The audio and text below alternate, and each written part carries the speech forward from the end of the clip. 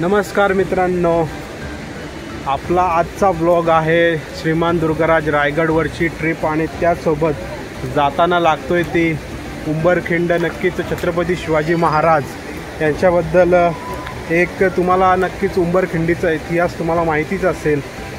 ज्या ठिकाणी छत्रपती शिवाजी महाराजांनी कोंडून त्यांच्यावरती दगडी हल्ला वगैरे केला होता त्याच ठिकाणी आपण आलो आहे आता आणि नक्कीच तुम्हाला इतिहास पण दाखवतोय तो महाराजांचा काय असेल आणि ते स्मारक पण दाखवतो, विजय स्मारक ज्या जागेवरती आता आपण पोचलो आहे। हे बघा माझ्या मागं तुम्ही बघू शकता।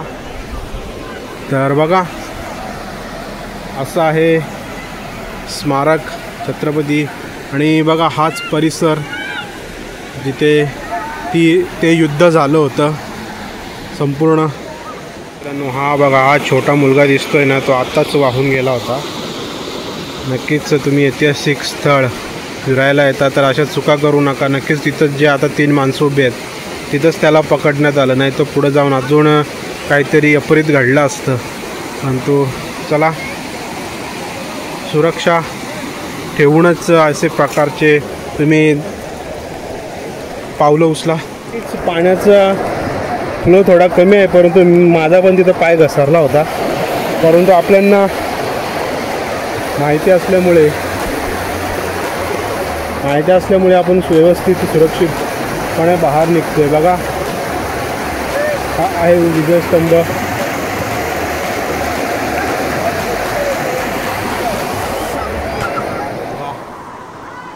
आज्ञापत्र छत्रपती शिवाजी महाराजांची राजमुद्रा, छत्रपती शिवाजी महाराजांची राजमुद्रा आणि इथे सहकार्य केलेलं ज्या माणसांची नावं आहेत आणि इथे बघा इथेशी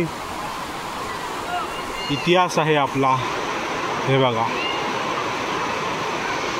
तर थोडक्यात वाचून दाखवतो। 2 फेब्रुवारी 1661 रोजी छत्रपती शिवाजी महाराजांनी कारतलब खान, सरदार रायबागन व 30,000 फौजेंचा उंबरखिंड या ठिकाणी पराभव केला।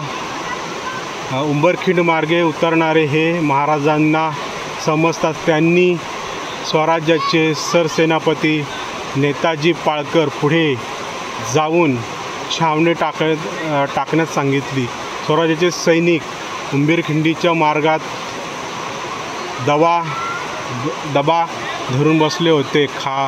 खाण्याचे सैन्य उंबरखिंडीच्या उतरता तोच छत्रपती शिवाजी महाराजांनी खानाच्या सैन्याला हल्ला चढवला। एका बाजूने नेताजी पाळकर, दुसऱ्या बाजूने स्वतः छत्रपती शिवाजी महाराज असे कोंडीत पकडून त्यांचा पराभव केला। असाच नक्कीच बघा हीच आहे ती जागा ऐतिहासिक संपूर्ण। जय शिवराय मित्रांनो, बघा व्हिडिओच्या स्टार्टिंगला मी एक क्लिप दाखवली होती की ह्या पवित्र जागेवरती बघा अशा प्रकारे काही हुल्लड लोक येऊन पिकनिक स्पॉट करतात।